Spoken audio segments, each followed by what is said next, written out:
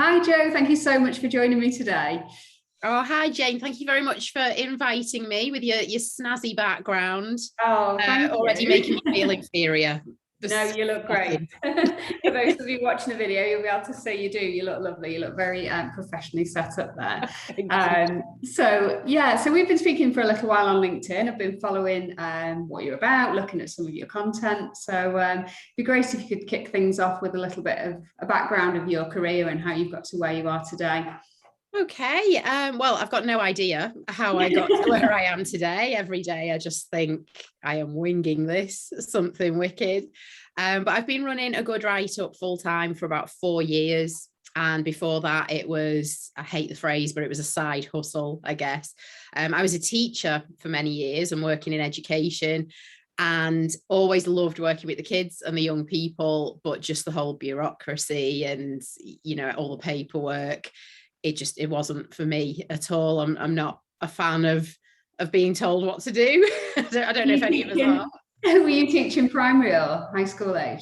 So I was trained in primary, which I loved, and I wanted to be really, really creative with the kids and get them doing things, outside of the classroom. Unfortunately, the last head teacher I worked for wasn't a fan of that. He was very old school, and by that I mean old. And he was just all about things in books, children at desks, and results being, all about the maths and English, which is so, so important, of course. But I wanted other things as well. So I ended up working in non-mainstream, and for about 7 or 8 years, I worked for a professional football club, which was pretty cool. So I did a lot of intervention work and outreach work. So I'd work with primary, secondary, and I also had a responsibility for getting some of the academy players through their GCSEs as well, which was challenging. Yes. They want to play football. They don't care about algebra, and they certainly don't care about verbs and whatever in sentences. So, and all the stuff that they need to get through and tick those boxes for the GCSEs. So that was hard, but very, very enjoyable. I like the fact that it was always something different. But it was around that time I thought, my skill is in writing. I know I'm good at it. I enjoy it, which is so important when you're running a business. As I know you'll agree, you've got to love what you do. So I just started like as a little sideline. And then I went to work for a registered training provider where I worked with post 16. So I can't really call them kids. They were always kids to me, I think. And I used to say that to them, but even though they were like, 19 and stuff, and taller than me. I loved it. It was focusing on sport. So it was getting predominantly males who were really, really good at sport, but didn't have the education background. It was about enticing them in through sport to get them to do qualifications. And really, really enjoyed that. I loved it, but it was never the long-term vision, Jane. It was always about do my bit for this and build my business. Yeah. And then I'll go off. But 3 weeks after I quit and went, right, I'm going to run a good write-up, my copywriting business full time, I found out I was pregnant. Oh. And it's been a struggle ever since. Still here. And that'll be it now for life.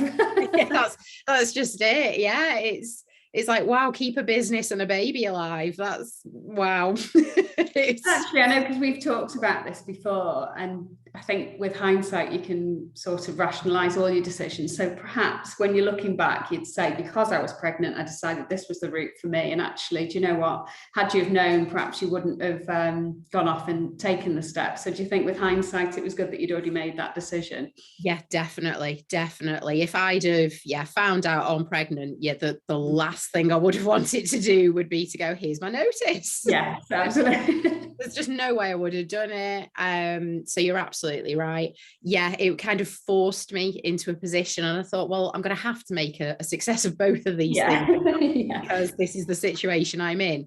So I've got to do this. And it was really, really hard, but it made me who I am. It made my business what it is.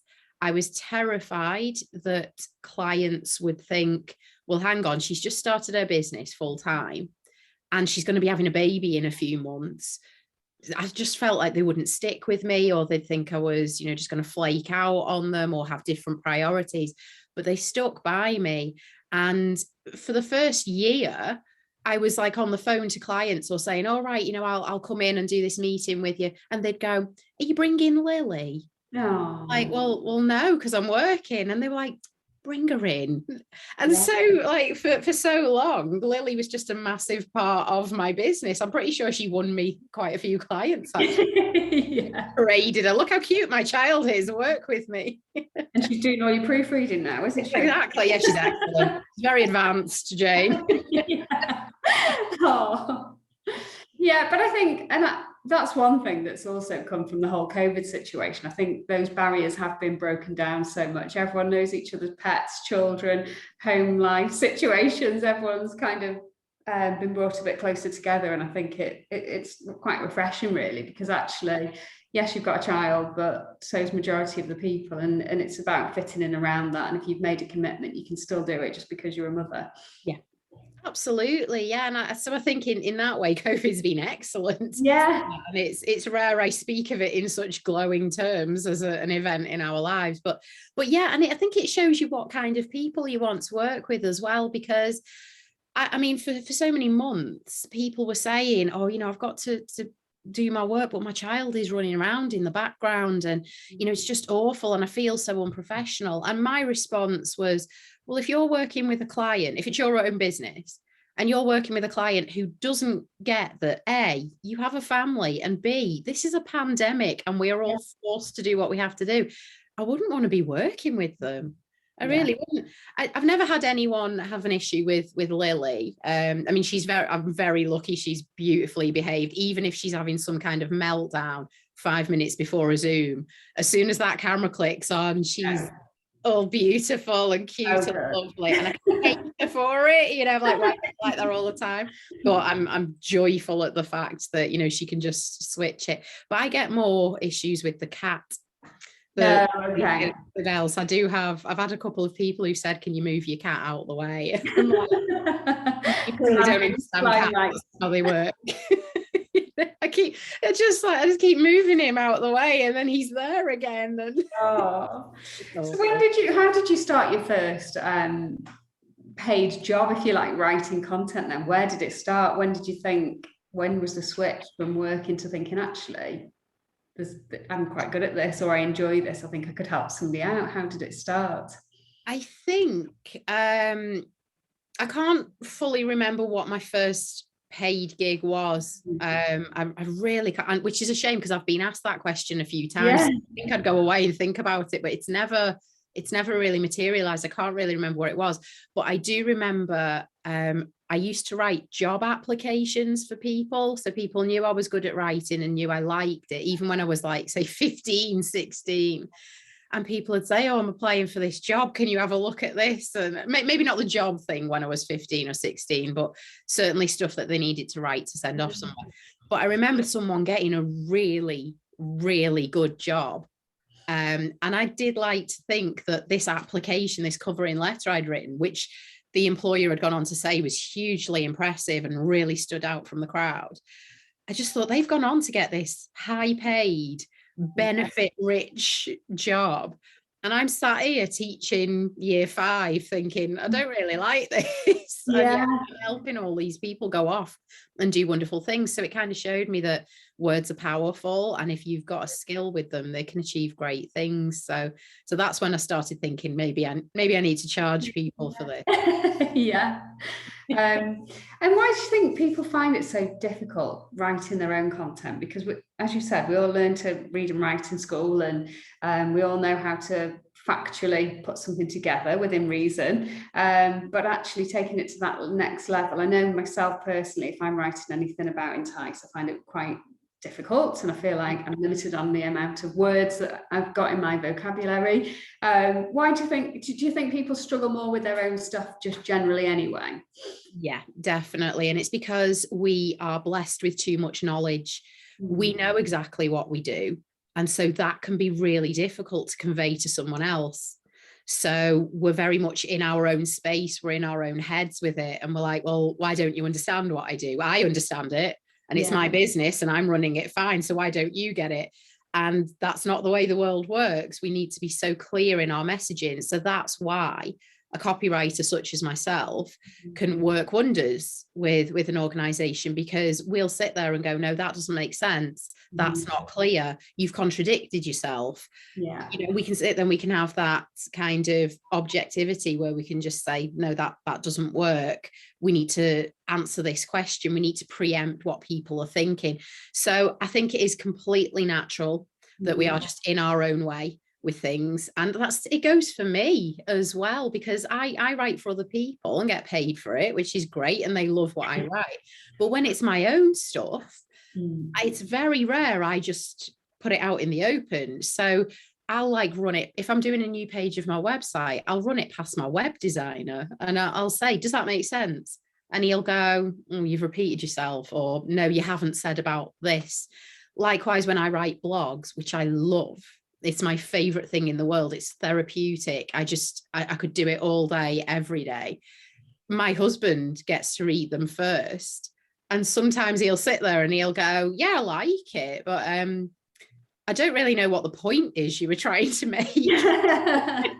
And I'm like, well, it's obvious, isn't it? And I get really annoyed with him. And he's like, well, no, it's not. It might be in your head, but that's not how it's called. You've almost not got that client that behind it, have you? Exactly. So you need someone there to go, no, that I don't think that says what you think it says. Yeah. My husband is there, and I think it's worth me being annoyed at him for 5 minutes, you know, with that, oh, well, it's not your best blog, or I don't get what the point is, or it's too long, or you go off on a tangent. I'd rather have that awkward 5 minutes than put it out there unfiltered and potential clients go, oh God, that's not great. That's not a great reflection of your own work. Likewise, I don't want my competitors to see it and think, aha, I've got the edge over it. You know? I think sometimes that feedback can just be a bit close, can't it? It's like when a parent tries to tell you something, or somebody in your family, it's not quite taken the same as a colleague, is it? It's a bit too close. Exactly, it is. It's too close. But I do trust my other half with this, purely for the fact he does run his own business as well. So, and this is the gutting thing, Jane. I'm the professional writer with dreams of one day publishing my own book. He's already got a publishing deal. His book came out like a few months ago. He got a publisher like that based on one conversation, and he never even intended on writing a book. Someone just said, I wonder who'll be writing it for him then. Well, this thing, he's written it now. He wrote it, and it's brilliant. I edited it, and it's edited beautifully, if I might add. But the thing is, he is this fantastic writer, even though that's not his job. So much as it kind of grates me, I do trust him with it, because I know he'll go, no, that's not right. So I'm okay to accept the closeness, because he does bring that professional edge. Oh, good. Yeah.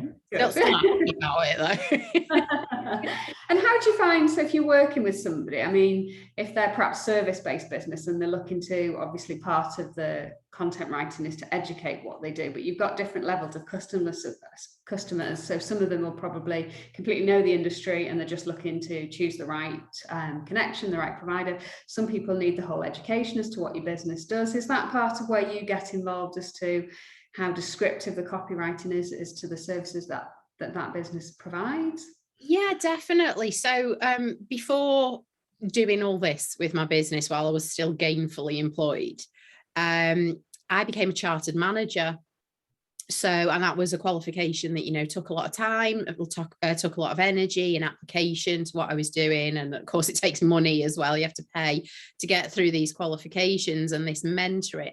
And so I really felt that when I was starting to work with clients, that was something I could bring to what I was doing. So I don't just sit there and think, well, I can write what you want. You tell me what you want and I'll write it.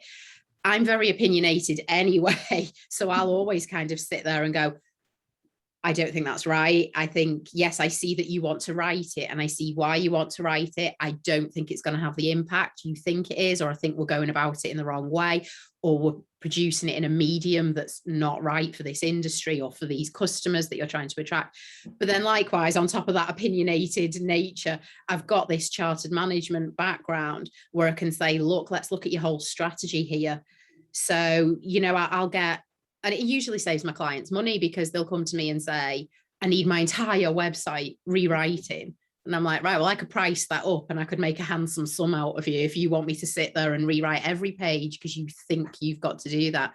But actually, we could just work on A, B, and C, save you money, save time, but we get those right and it'll completely flip your business around and it'll completely start doing what you need it to do. So I do like to think that I can offer that strategy and I can kind of give that support to people rather than just be someone there who starts scribing. Yeah, I know, that's really interesting. That definitely answers my question, because I think also sometimes I've always wondered how you address it on, if you're writing content, because you've almost been given, this is what we want to say, here's our bullet points, can you just make it sound nice for us? And actually you're only then basing it on what you've been given, whereas actually you need to totally immerse yourself in that business, understand what they do, research what the competitors do, and only then can you advise. So it is more than perhaps just the copywriting offering, really, isn't it, as you've mentioned?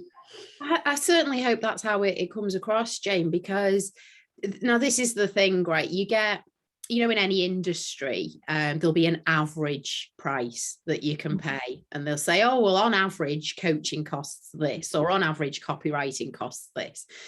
And with mine, I just think, well, I know I'm above average. I know I am, but good, because my stuff isn't average. So of course my prices are going to be above average. But then I do sit there and think, well, I know the extra I bring. I do have that management background.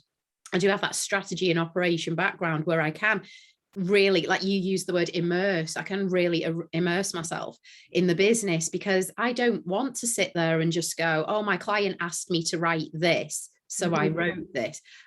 Sometimes I'll sit there and go, no, I'm not writing it, because that's not going to get you anywhere. And they might tell me where to go, and they might go, well, I'm paying you to just write it, in which case, fine, at least I've given them the option. Yeah. Or they might say, well, I don't want to work with you at all, because we just want a copywriter, we just want the copy written. Usually because someone's told them they just need something physically on a page, which doesn't serve anyone at all, but someone's told them that's what they need, in which case they don't want some argumentative woman coming along going, no, and starting some kind of different strategy with them. So, but that's why I like the situation I'm in. I get to work with those clients who truly value that. So I never do calls with people when people say, oh, can I call you? And can we have 20 minutes and just talk about how we might best work together? And I'm like, no, what do you want? What do you think you need? And I'll come back and I'll tell you, A, if I think that's the right course of action, and B, if I'm the right person to do it, because I've got to factor in, would I enjoy it as well? Because I want to enjoy the money I earn and the time I spend on things, the people I work with.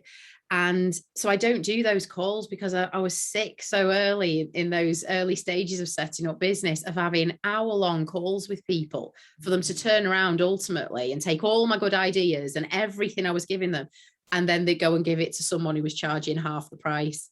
And I'd be like, right, so I've just done all the work for you, but now you're just going to go off and get a junior copywriter to just scribe it all up. And that's fine, but I thought, I'm not doing this. So I like it now where my clients come to me directly and they go, I've seen your stuff, I love what you do, I've read about your background, I've seen you on things like this, I just want to work with you. And that's brilliant for me. So I think by taking that approach and not by being a yes person, it means that hopefully you're building longer lasting relationships with your clients, because I think otherwise you're taking the work, and probably does serve a purpose. There will be people out there who have taken the brief, write the content, but then you've almost still got the problem that you started with, really, haven't you? That it's not joined up, it's not been looked at as part of the bigger picture. So I'd imagine sometimes when people do walk away or think, actually, well, that's not what we're looking for right now, they will come back as well. Exactly. And I'm only as good as the last piece of work I produce and the last testimonial that I get, because we're all capable of going off the boil, aren't we? And, losing our edge. And so I always pride myself on the work I do. And if I don't think that either I can do it justice, because, I don't feel I could give it my all, or if I think it's completely the wrong path and they're just not open to any kind of conversation around it, then I don't want to be associated with it, especially because I know the outcome. They'll go away, that copy will not work for them, and then they'll blame me. Yeah, absolutely. I think also where you touched on prices as well, and I think that's an interesting thing, because obviously being service based as well, you know, that your time is almost sometimes associated too with an hourly rate, half day, day's work. Yeah. And people sometimes expect it to be priced like that, but there's also the value side of it, isn't there? So if you're looking at a piece of work, and they've said, well, I know that this copywriter's charges me this much per day, you're this much. Whereas actually, if you're looking at the value and what they're looking to achieve from it, it's a very different way of almost looking at your pricing, isn't it, really? Actually, sometimes the cheaper ones become the most expensive when you look at the return. Yeah, exactly. So I do most of my stuff, I do it on project base. So when people say to me, oh, what would you charge for this? I might be able to give them a ballpark. But ultimately, I'd want to say to them, well, what is it you're trying to achieve? What is it you're selling? What are you putting out there? Are you trying to encourage buy-in? Are you actually going to sell something? Are you building something? And then I will put a price on it. I do have a day rate, but I usually reserve that for the people who've already worked with me. Yeah. And they know that they can just let me run. They know that I need minimal input from them because I know them so well. I know what they're trying to achieve and what they're doing on a day-to-day basis. So they can just throw it all at me. I know that come the end of that day, they're going to end up with a load of great stuff perfectly aligned to them. But I tend not to offer that out to newbies because they'll just go, oh God, no, I'm not paying that. And that's fine because they don't know what I'm capable of. But you're right with it being about value against what they're trying to achieve. So there was something on a copywriters forum saying, oh, how much would you charge for a product description? And I said, well, it completely depends on the product. And I was in a minority, strangely. Well, it's strange for me because everyone else was saying, oh, I charge X amount for a product description, regardless of what it is. And I'm thinking, okay, well, if you're saying you'll charge £40 for a product description and that person is selling a candle for £50, they only need to sell one candle to have made their money back and then some. Okay, that's fine. If that person's selling a Ferrari and you put in the product description for £40, yeah, wow. You know, and I know it, you know, people don't buy Ferraris on the strength of the copy that's written on them, but it's just that example of if they're selling something high value that's going to give them a massive profit, why the hell would you say, oh, just charge £40 for it? You'd make it tie in. And so I never understand that at all. I think it's about what are they trying to do and what are they trying to sell. And what does this mean to them and what are they looking to achieve from it? And I think sometimes if you go in too low also, it doesn't always give the right impression, does it either? No, it really doesn't. And I cringe, Jane, because when I first started off, and I've still got it, it's at my mum and dad's house. So in my mum and dad's house, in my old bedroom, which I now escape to if I take my daughter over there, and we all have just some time together, which is really nice. Something about my work that I love. I can go over, have time with my family and my baby. Well, she's 4. And I can disappear to my old room with my laptop and get on with a few bits, and I love it. And they've got this pin board above the desk, and it's got my first ever flyer.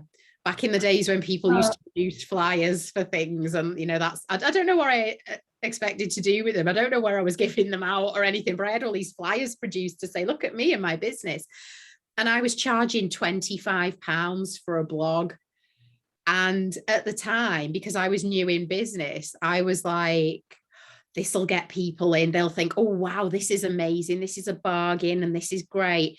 Now I look at it and think, how many clients did I lose because they went 25 quid a blog? You're obviously no bloody good at it then, are you? Yeah, isn't it funny? Yeah. And also it's not just that time that you're writing it, it's the experience that you bring. You've acquired this experience over a number of years. So people aren't just paying for that time. It's getting it done right, isn't it? Of course it is. And their time as well. And I think that's the thing where sometimes when you look and say, of course, by all means, get other quotes, go out there and look at it. But also, as well as being mindful of they're claiming that they'll do it in half an hour less, how much of your time is going to be involved in the back and two and getting this right? And you've got to value your own time as well. And you do. Always, Jane. Yeah. So no, it's an interesting one, that cost, isn't it? But I think you're right on the project side of things, because then people know where they're at, don't they? They've got like the overall price for something, they can see what the value is to them and decide whether to go for it or not.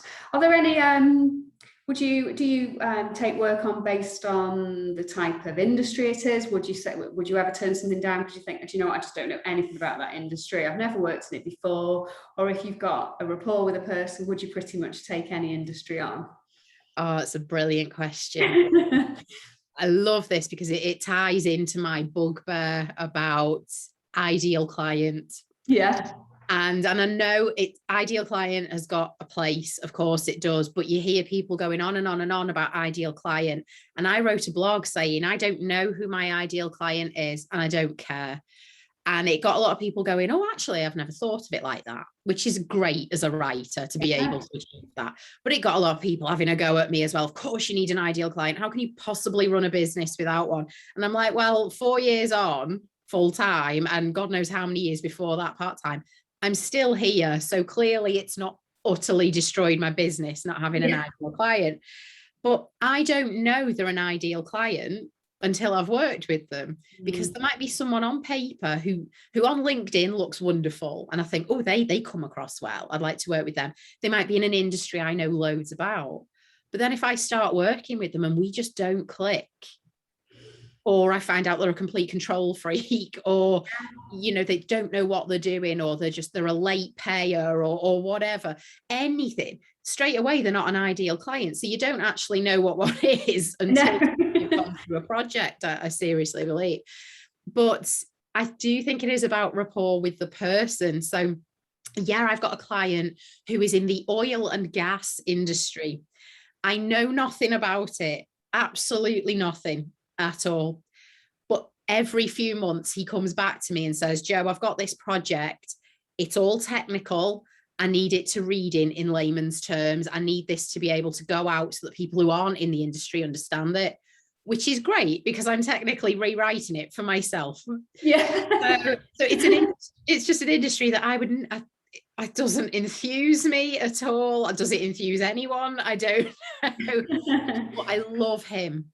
Yeah. I love how I work with him. I love the level of respect he shows me. I love the fact that he trusts me.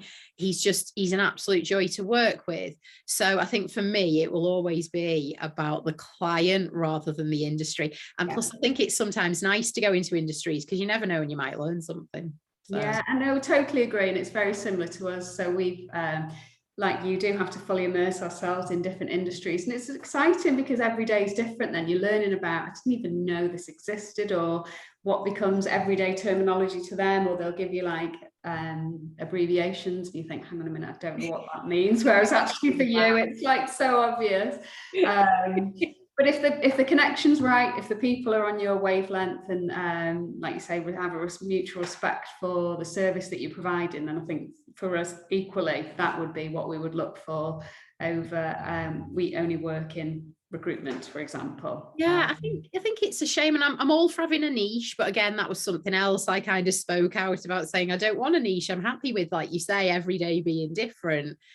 But I mean, like I had a client, I won't say which one it is, but everyone hates them because we've all been done by them. And it's a very popular, well-known parking enforcement. Oh, okay. Okay. So I won't name them, but I've been done by them loads. Now, you know what? That's my fault. I can't blame them. I can't blame them. That's just me because I've come back to my car too late, or I've parked it in the wrong place, or whatever. But they contacted me and said, we want you to do some of our customer facing copy. So I did it for them and I loved it. I absolutely loved it. And I learned so much about them. But then it kind of overtook me because I then just became this massive parking geek, Jane. I really did. And whenever we were out in the car, me and my husband, and if I saw one of their signs, I was like, did you know that actually under special circumstances, they will do this? And do you know that they don't actually make any money out of that? And my husband's there going, I don't care. I just want to park the car. I get to where we're going. And I'm like, yeah, but the way they work, and it's not just about money and collecting things at tickets, it's about utilizing land space. And he's like, Yeah. I don't care. I did. I loved it. I loved learning. So yeah, I'm happy to become a geek. And I would say I've parked beautifully since then, but this happened in lockdown and I haven't actually been anywhere since. Yeah. So what happens now? Do you get back to your car and you've got a beautifully written note that just entices people to just feel so compelled to pay that all the issues have gone now? Sadly, that wasn't one of the things they got me involved in, but that would have been amazing. Yeah. Can you imagine? Don't you think though there's some truth to it though, Jane? Like, if people are nice with you and decent with you, you're probably likely to go, oh, all right, fair enough. Yeah, I think you see that so much in life, don't you, where somebody doesn't agree with something and they go straight in for the kill, whereas you think, just be nice. First opportunity is just say, look, I've been landed with this, could we discuss it? Whereas actually sometimes it's very aggressive. And that's the same in copy as well. And I think I always find it really interesting. If I'm writing an email that matters to me, or I really think this is important, I need to word it right, I'll always say to Libby, my business partner, can you just, I know we've been doing this for 13 years, we've had this business, but can you just read this? Because for me, I always think things can be interpreted in so many different ways when they're written. So sometimes I find the phone easier because there's no tone there, or it's intended as it's meant to be. So I guess that's what you're bringing to people as well. It's just that clarity and that keeping that conversation open and nice. And I've got this like really bad reputation though in real life away from writing, that I'm a kind of, storms down to a shop and demands to speak to the manager kind of thing. And I'm actually not like that. And I think people confuse it with, because I always get an outcome. If I've had bad customer service, I do complain, as in I put forward the issue. I think because I'm often successful with that and I always get a good outcome, I get my money back, or I get something that's sorted, I get things put right, I think people have the impression that I go down and scream at people, in these shops. Just until they go, fine, give her what she wants. And sometimes that happens. But I will always start with that reasonable approach, because if you go in and antagonize someone, why would they want to help you? Why would they want to do anything? So yeah, and funnily enough, I think you asked me about my first paid gig. Yeah. I still don't know what that was, but I know that the things I used to write for family and friends, they were always letters of complaint. In the early days, where something had broken or something hadn't arrived, and I'd write the letter of complaint. It's satisfying. It's satisfying, and I loved it. And then like people would say, oh, they've just replaced my fridge freezer, and I'd be like, yes, nice one, I did that. And that's a prime example where when it's you and you've experienced it, you can almost be too close and you can get too personal, and you can say, and this was rubbish, and this and that. And you think, no, hang on a minute. Emotion. Step back. Yeah, address the problem at hand. Let's be rational with it. And I think that's where you need that external kind of support, don't you? And copywriting fits right into that. Definitely, yeah. Take the emotion out of it. By all means, pepper some of it back in later on to give it a bit. Yeah, hold it back. Yeah, doesn't mean you can't rely on it later down the line. Exactly. But yeah, it's definitely always my advice. Just take the emotion out of it. I remember one of my friends complaining about something, and the level of detail she went into, she said, I was so outraged with the customer service operative on the phone that I couldn't even finish my yogurt.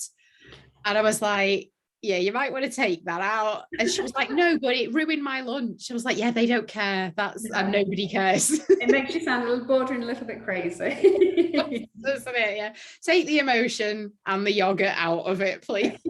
Take it out. So I know you, as well as offering your copywriting services to businesses, you were also offering training, aren't you? So trying to empower people to get the best out of their own abilities. And do you feel that your teaching background's helped in that area then? It has and it hasn't, which I know is a rubbish answer. It has, because obviously I know how to plan, structure, differentiate a session, make sure it's inclusive, make sure it involves everyone rather than me just talking at someone. But then sometimes I do wonder if I get too much into the teacher way of things. Like, I'm a bit scared sometimes. Like, I'll go, no, the bell's for me, not for you. You know, the fire alarm's going off mid-session, and I'm like, stay seated. I'm not. Luckily, I don't think that's happened, but no, I do enjoy it. I do enjoy it. It's fun to work with people because copywriting can be very, very lonely, especially when you get very good at it, because the more your clients trust you, the less they need to see you. So you're out on your own completely. And that's great in some ways. You can just get stuff done knowing that you're trusted and you're respected and you don't need anything. But sometimes it does get a bit lonely. So I do like to do the training. But the reason I do like empowering people to do it is because I honestly believe writing is hugely cathartic. I think if you can get into the right mindset and you can build your confidence so that you're not stressing over what you've written or what you haven't written, then I think it can be immensely enjoyable, Jane. I think it's something we all need. You know, I will sit there and I'll write stuff for me, not just because I think, oh, it's been a couple of weeks, I haven't written a blog for my website. But I sit there and think, I want to write it. I want to get my thoughts out. I want to rationalize things. I want to go back in and tweak them and edit them and put all my thoughts there and say, that's me. That's my authority. That's what I think. And, you know, I've got whatever's in my heart and my head out onto paper. And it's just this wonderful feeling. And I want other people to feel that. And I know some people just don't have the time or desire to do it. And that is fine. But there are some people who, you know, come back after training with me or one-to-one sessions and they'll go, you can't stop me writing now, or I love it, or I've really got the bug for this, or my confidence has grown, or I put in that technique that you told me and it completely turned everything around. And that for me is the best kind of testimonial. That means more to me than someone who writes, oh, Joe wrote our website for us and it was fantastic. It sold us millions and millions of units of whatever. I prefer the people who go, no, you've changed how I think about this and I now enjoy it. That's just gold to me. And who are your clients in that? Does that tend to be, do you work with agencies like hers? Do you work with businesses who are writing for themselves, or the marketing team? Is it a complete mixture? Really is a mix. So every now and then, like an agency will call me up and say, can you come and train our staff to write in a certain way, in a certain tone? It might be getting everyone together on brand tone of voice, or it might be upskilling them in certain things that they're struggling with.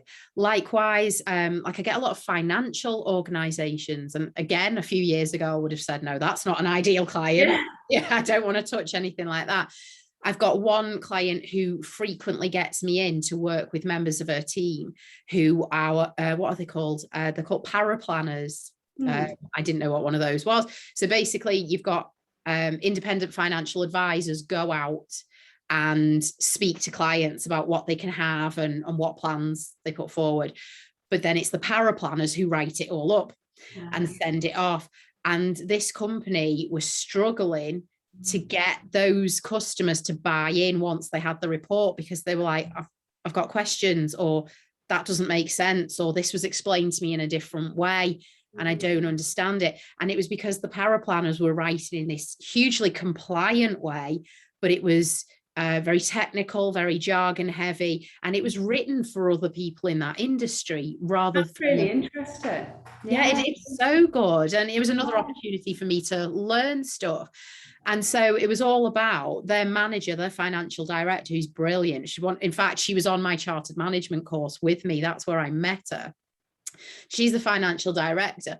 And she said, no, I don't want you to write for other paraplanners or financial advisors, because they're not the people buying from us. It's the customers. So I trained them to be a little bit more human and to keep the compliance, but to get rid of the stuff that wasn't needed, to make it more customer friendly. And I worked on them with that. Likewise, I do one-to-ones where people might just have a load of different ideas in their head, but they don't know how to get them on paper. They might want to revamp their website or start a blog or write a profile, or they're working on a pitch and they just want that one-to-one support. So it really is wide-ranging. And that's really interesting. And that does go back to what you talked about with the strategy as well, because actually, to go in and just rewrite their reports, if you like, that you talked about, wouldn't help them know how to improve. But the fact you've identified, and that's a bit of a culture thing in the business, isn't it? They're probably writing and thinking, if I write this, I'm doing it all well. I'm showcasing my knowledge to the person above me in the team, whereas Exactly. actually completely off mark with who they're aimed at. Yeah. And I think you see that a lot, actually. I know, having worked a bit with clients in law and different professional services, and when the graduates are coming through and they've been encouraged to write content pieces, it's almost like a bit of a, I'm going to show off what I've learned now to my peers, rather than this doesn't make any sense to potential clients. Exactly. Yeah. It's like we're all in this culture of who can I impress? Yeah. And yeah, if you're employed, you're so hell-bent on impressing the boss. Yeah. Who's the last person who's going to buy. They probably never look at it. Exactly. Yeah, they don't care. They don't care.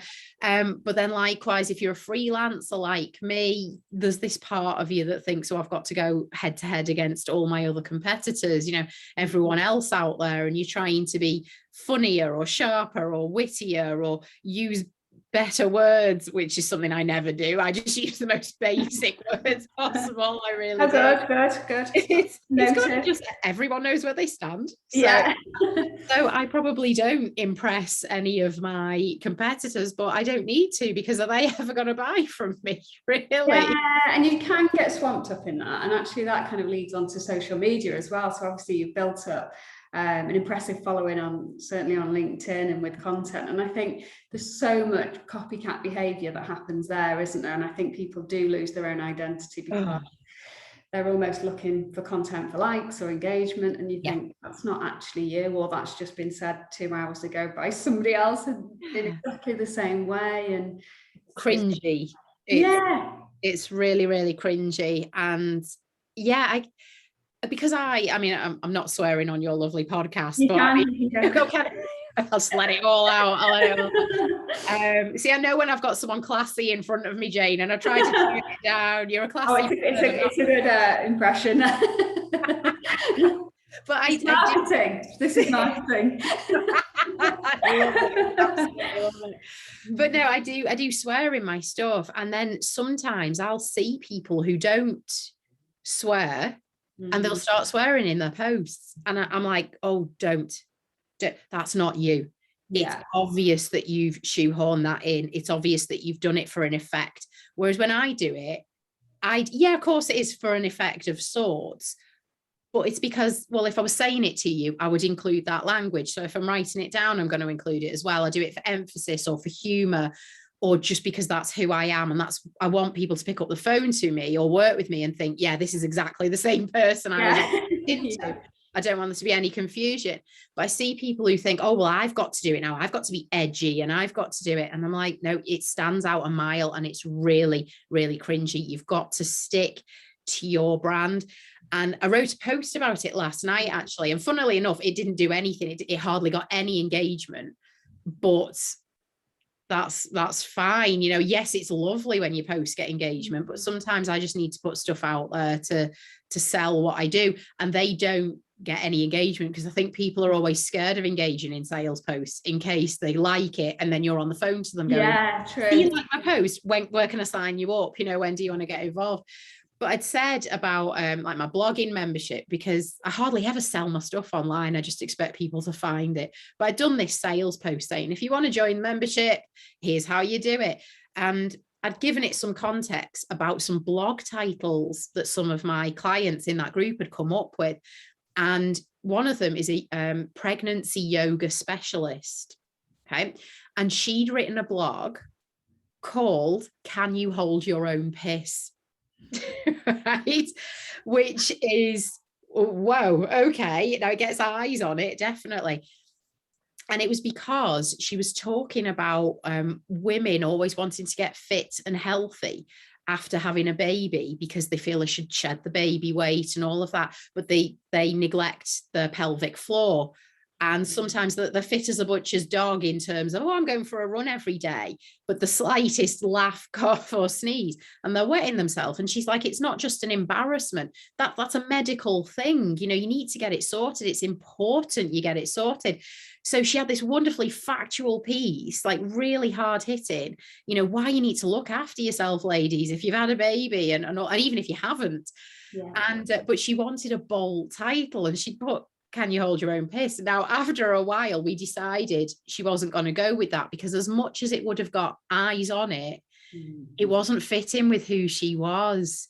She had so much personality there and loveliness and fun in her writing. She didn't need to do what I do with mine, where I do a blog with, like, I think I did a blog saying, are you sure I can swear, Jane? Are you sure? Go for it. So, like, get ready. I'd done a blog. I'd written a blog called "No, I Don't Want to Meet You for a Fucking Coffee." Right? Because I was always getting these invites from people who had no interest in working with me. But it's like, can we have a coffee? And I was going for these coffees, and I don't even like coffee, and I was wasting my time. And then, because I'm dead polite, I was always paying for the coffees, even though it wasn't me setting them up. And so, although I can get away with that kind of thing because it's my brand and it's a brand I've built, it totally wasn't right for this lovely lady. Yeah. And that's what I'll do. I'll work with people. I don't want to make people like me. And I think people sometimes confuse that. They think, oh, I won't work with you because I don't want to write like you. Yeah. I don't want you to write like me, but I do want to work with you to help you find your voice. Yeah, absolutely. And get confident in it. And that's like your brand, isn't it? You can work with different brands, but they all look very different. They've all got their own identity, but you can still create those identities and be part of it once you know what the elements are, and once you know what's really underneath and what they want to be. And I mean, it's obviously important to do some competitor research, but I think people can get so swamped in what competitors are doing. Whereas actually, let's just almost stop looking at them and focus on who you are and who you want to be speaking to. And impressing your competitors is not going to get you anywhere. Not really. So, I mean, I'd like to think I do set myself apart from my competitors. But then I think everyone does, I think that's what we're trying to do. We're trying to set ourselves apart, but we need to do it to showcase who we are and why we'd be perfect for people who want to gravitate to us. Rather than saying, this is why I'm better than you. And actually there will be people that come up, likewise for us, there'll be another agency and you think, do you know what? We respect you. It's been great meeting you, but actually this particular person or this business is going to be more aligned to what you're looking for. And that's why there are different providers out there, aren't there? So. Yeah. There's room for everyone. I certainly think so. I was really happy once, actually, because there's a competitor who I really love. I love her stuff online, and to the point of like really being annoyed, because I was like, God, that's really good. That post is really good, or that offering's really clever. So I loved her and respected her. But there was that kind of jealousy there. And then what was absolutely lovely was that someone came to me and said, oh, I've been told you'll be a brilliant copywriter by this person. So I sent her a message saying, oh, you've just sent one of your clients through to me. I've just signed her up for a massive project. We're going to be working together long term. Thank you. And she was like, yeah, I really liked her. I just felt it suited your zone of genius better than mine. And I thought, what a wonderful thing to do. And what strength in her brand as well, that she can go, I don't need this one, but I know who'll be perfect for you. Brilliant. That's such a strong character. And I love that. Because it can get a little bit bitchy in some part of competition, can't it? So when you've got someone so strong like that, I was just wowed, and I thought, I'm going to do that. I'm going to make sure I do more of that in the future. Absolutely. And it's good to have those contacts, because there are people who are right, and I think sometimes it stops you taking on things that aren't right for you if you've got alternatives that you can recommend. So win-win, really, isn't it? Cool. What would you advise then if anyone's kind of watching or listening to this thinking, oh, do you know what, copy is absolutely my passion, perhaps they're doing something else, or it's not as big a part of the job as they'd like it to be? Where would they start? How would they start getting into it? I think you do have to allocate time to it. It's not the sort of thing that you can just, thrash out. But it's about building confidence as well. And the reason I set up my membership, and I'm not saying, oh, come join my membership and I'll give you all the secrets, but the reason I'd set mine up is because I wanted to have, purely for blogging, so rather than copy in general, But I wanted people to sorry, just go back a bit. What is your membership? Tell me okay. about that. So it's called the Goddamn Inspiration. I didn't want to promote it in case you were like, stop. You know what it is? No. Stop name dropping your own stuff. No, plug away. Yeah, you can sign up here. Okay, so what I did just before lockdown, I created a resource called From Blag to Blog. Okay. And it was because for so long, I had people coming to me saying, I want to write my own blogs. I want to do it. Do you have anything that can help me? And I was like, no, I can do them for you, or I can train you. You can come on one of my training courses. Because I used to run open ones where I'd say, right, I've got spaces for 8 people, whatever walk of life, come and get involved, have cake, have tea, have a lovely lunch, and we'll do some writing along the way. And people were coming to me constantly saying, have you not got a resource or something? And I was just sitting there going, no. And then I met a business strategist who has since gone on to become a very good friend and a client. And she said, so all of these people are coming to you with a problem and saying, have you got a solution for me? And you're just going, no. I was like, yeah. And she went, go away and create the solution to the problem. For God's sake, you've got buyers there. Give them something to buy. So I created this resource called From Blag to Blog, where it was a step-by-step guide for how to develop confidence, technique, strategy, ideas and inspiration to write your own blogs, to boost your brand and build your business. Okay. And people have bought it since that time. It was just before lockdown. And so in those last 18 months, they've bought it for their own personal blogging journey. They've bought it for businesses. They've bought it for colleagues or people that they want to help upskill. And it's been amazing. But then I had people coming to me saying, is there some kind of like group I can be in? And again, I was going, no. And again, in stepped in my strategist friend who went, create the group there. Yeah. So I did. So I created a private membership group, and it's for people who own a copy of it. So you can't just walk in. It's a case of, yeah, you pay monthly, but you have to have at some point bought a copy of From Blag to Blog. So you know what I'm all about. You know what kind of structures we're going to follow. And the idea is I post inspiration in the group. People can share what they're doing. People can share blogs, we all feedback, and then a couple of times a month, I had one this morning, in fact, we have a group call where people can jump on, they can say, I'm writing about this, but I'm struggling, I don't know if this is the right tone, I don't know how this comes across, basically anything to do with blogging, and we get it all sorted, and it is absolutely lovely. But whilst I'd love people to join it and buy the resource, of course, I would always say to anyone, if you're thinking about writing and where you get started and how you get stuck into it, there are loads and loads of free groups that people run. I don't run one. I honestly just don't have the time to give it the focus it would need. But loads of people run free groups where you can just kind of like build that confidence a little bit. And I think sometimes that's a good start for people. But I mean, I do have a couple of one-to-one clients who are actually copywriters starting off in the journey, and what they'll usually do is they'll have a one-to-one with me, and we go through everything. We go through how they can get better with their copy, but we look at things like how to build a freelance business as well. Yeah, absolutely, because just how to build it up. So I think if you know you can write, you know that you've almost got that confidence, but it's a big jump from perhaps walking away from a full-time job to thinking I want to do this. So again, it is something that you can build up, though. It is something that you can take on around another job. It's just when you get to that point where you think, okay, now I'm going to totally go for it. So and then hopefully don't get pregnant in that time frame as well. Page number 1. Page number 1, yes. Check this before you do this. Exactly. And so what's next for you then? What does once we're coming out of lockdown, is there anything you're most looking forward to or wanting to aim towards?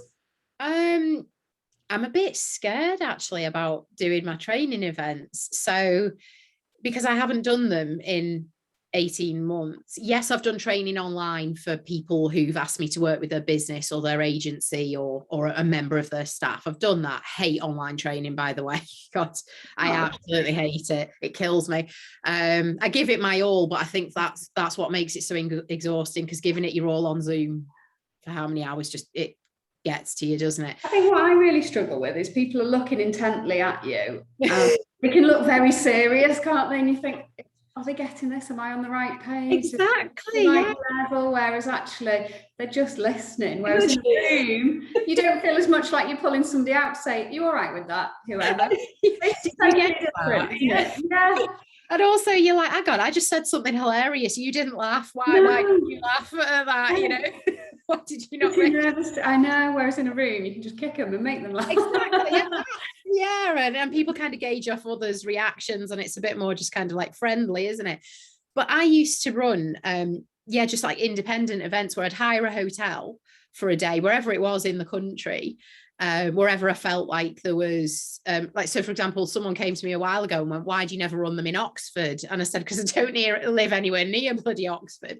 Yeah. And then all these people started getting involved and saying, well, I live in Oxford and I do it. And I ended up selling out a course at a hotel in Oxford quicker than I sold out ones in Manchester, which is where I live.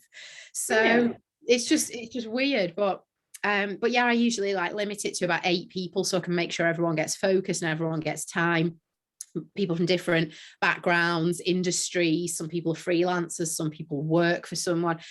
And I loved doing them, Jane. They were so much fun. But because I've not done them in 18 months, I'm scared of doing them. But I think I will. I think I am going to get back into it. I've been approached by a lot of companies to go and do training for them, but they're outsourcing it. So like they're handling all the money, and then they'll obviously just pay my invoice for what I charge for it. Oh, I see, yeah. But the nice thing about one of the companies I'm working with is that they're doing 2 training events. One's in Bolton, which is where I live, and the other one's in Skelmersdale, which is where my family live and where I grew up. So, and it's just happened by chance, because he'd said, oh, I want you to run 2 training events for me. We're going to advertise it and say, we're getting Joe Watson in to do it, of LinkedIn fame. And at which point everyone will go, who? But yeah, I said, where are we doing it? He said, oh, one's in Bolton, one's in Skem, if you've ever heard of it. And I thought, oh my God, I grew up there. So it's really nice kind of thinking I'll be, teaching in my hometowns. So I'm looking forward to that. I want to grow my blogging membership, but also as well, and nobody knows this yet, so you can be the first to know, I'm going to do a webinar, my first ever webinar, that people can either pay to come and sit in on live, or they can buy the recording. And it's about the sexiest part of writing ever, and that is emails. Because emails are so sexy, aren't they? And you just think, it's who doesn't want to learn about them? But I you look at what your competitors are doing, and everyone is doing stuff like how to write a better blog. And I think, well, I've got my membership for that. That's just for my people in there. Or I might do a training day on it. That's fine. But in terms of a 1-hour webinar, no one's touching emails because everyone thinks they're boring and unsexy. And you think, yeah, but we're doing them every day. How can we make them more effective? How can we, make our emails get read and bring people to actually do what we ask them to do? Yeah, no, I think that's brilliant, because I think you can have a meeting, it can all be great, everything's all exciting, and then at what point do you follow up and what do you say? Because you don't want to say, try and avoid the word I'm just getting in touch, because don't say just. Don't say just, exactly, yeah. So what do you say? Because you want to know, you basically just want an update. So no, I'll be there. We'll be on the board. It's just for me and you, Jane. Everyone will go, why would you pay money to go and listen to someone talk about emails? And I'll be like, we need to, because we're all doing it. Aren't we? Think about how many emails we send a day. And you think, how much time is it wasting? Like, all these kind of back and forths, like, oh, if you let me know when you're free. Well, okay, how can we rephrase that to mean that actually, no, we're going to get something booked by the end of the day here, rather than, whenever they get round to reading it. Or so there's lots I want to put into it. I'm going to focus on everyday emailing, including things like following up. I'm just following up. Also things like email marketing. So when you're sending things to your mailing list, but there's just loads I want to put in there. I just permanent an email, isn't it, as well? You know, if you don't give it some thought and it does get misread, it's massive impact. And even just things to bad grammar in emails can have such a big impression on just how you look at it and think, well, do you know what? The fact you haven't bothered to write that correctly. It is only an email, but that is our main form of communication. Therefore, it's not only email, it's big deal. Of course, I fully agree. And if that's the first impression someone's getting of you and your business, you know, badly spelt or badly worded or just terribly grammatically structured email, it is going to make you think, well, you're not really taking a lot of pride in what you do. And that's relevant on so many different levels. I mean, it's stopped a bit now, but there was a time when we were getting so many CVs, which we still get, but when they were coming through dear sir / madam, and you think it really doesn't take that much now, does it, to look on social and find out who you're sending it to? Really personal. Or when they copy in all the other agencies and you think, just don't do that. Just don't. It's a faux pas, it really is. It's funny you should say that though. I was doing some training with an agent. No, it wasn't an agency. It was a company a few months ago. And they wanted me to look at emails with one of their members of staff. And they said, we needed to structure them properly. So if you can get her to write dear sir / madam. And I said exactly that. I was like, seriously, how long does it take you to look up online who it is you need? And how, if someone sends me one saying dear sir or madam, I'll find you straight away. I'm not going to read it because it's clearly not for me. It's for whoever you've copied and pasted me into. It's gone to God knows who else as well. I mean, even if you're not sure, just put hi there or something friendly. Yeah, just something friendly. Dear sir / madam, and signing off with yours sincerely. I was like, wow. But they were like, oh no, we need to get her into the structure of doing this. And I was like, no, we don't do that at all. Yeah, exactly. Yeah, we have moved on. but yeah, so I'm going to do this webinar. I think I'm going to advertise it this week, and I might do it end of July or start of August. But yeah, I don't know if I'm going to call it making emails sexy. I don't know if I can pull that off, but something along those lines. Look out for it, Jane. I will, certainly will. I'll be in agreement with it all by the sounds of things. Oh no, it's been brilliant. It's been really fascinating to hear what a mixed bunch of people you work with, and to hear your background as to how you've got here. And I think our paths will definitely cross in the future. So it's been, I hope so, Jane. You are wonderful. You are very much the wow behind you there. You live up to it. Thank you, Jo. It means a lot. Well, you have a great afternoon, and we look forward to sharing this with the world. Brilliant. Thank you, Jane. Thank you very much.